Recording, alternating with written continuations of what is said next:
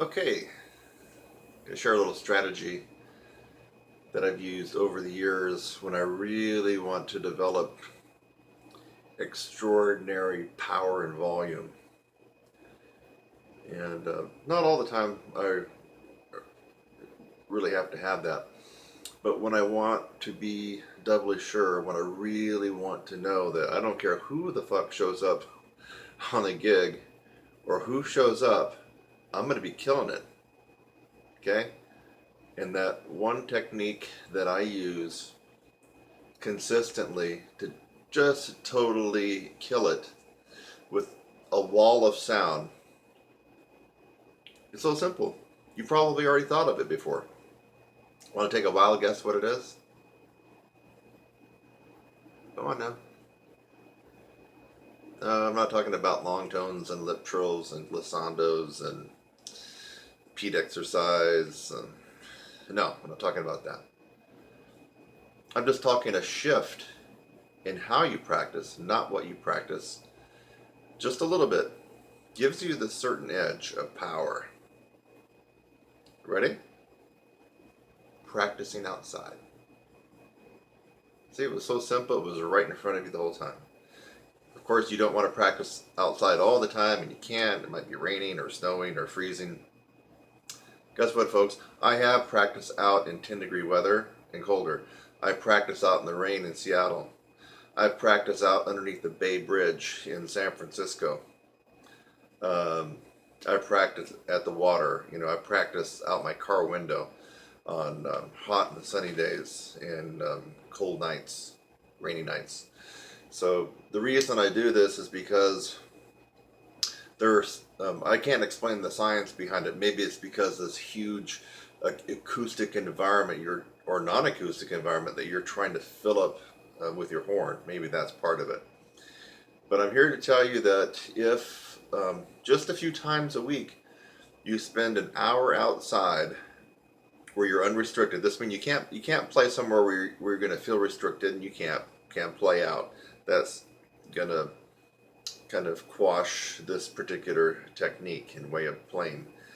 So you need to be somewhere where you can blow out. I remember when I was a senior, finishing up my senior year in high school, and I had a summer before I was going to start at Austin Peay State University. And there was a couple of cool solos. We did Everybody Loves the Blues, and I knew that the odds were very, very against me that I was going to get any solos as a freshman. And so I ended up practicing out, I would say out of a 7-day week, I spent 4 to 5 days at a farm. I didn't even know who owned the farm. There was just a farmhouse there in the middle of nowhere in Tennessee. This was in Hendersonville. It was god awful hot. I would take my horn out there, and I had a Chevrolet Chevette, and at least an hour a day I would pop in my Maynard tunes, and I would just play as loud as I could with as much power, but still trying to sound good and still trying to be in tune, still trying to be accurate with a good tone, but I would just blow it out as much as I could without any restriction. And I'm here to tell you that when I started marching band season as a freshman, pimply-faced 18-year-old kid at Austin Peay State University, man, I came in there and killed, annihilated. I mean, I just played probably twice as loud. Ask anybody there. I mean, and guess who got the solo? I got the solo on Everybody Loves the Blues, so I achieved my goals, but I came in there almost overkill. I mean, I was just so powerful and loud. I mean, I could really just almost bury the marching band if I chose to at that point. Of course, I didn't know what the hell I was doing, but I did stumbled on this particular technique. So if you've been doing a lot of different things, let's say that you even took my course and you added 3 or 4 notes to your range, you can't stop there. I mean, I'm not stopping. So let's just say that you already got a good range and you're watching this tutorial because you're just killing time. You already got double G's and double A's and whatever. You're a super nice, lovable, likable guy or gal, and you get lots of gigs because of that. Plus, you have the range and talent. You're watching this video because you're just killing time. Well, don't change anything except take yourself outside a couple times a week for an hour. and just go through your pedal tones, your long tones, your lip slurs, your lip trills, your glissandos, some of your scales and tonguing exercises. Then practice a couple licks up an octave, or if you know a couple of Maynard or Doc or Bill Chase, Bud Brisboy licks or anything like that, then practice those outside. Give yourself an hour, a couple times a week. I will guarantee you now, I'm not saying that maybe, I'm saying guaranteed, your sound and the power and the volume that you can pour. Wait a minute, this is kind of counterintuitive.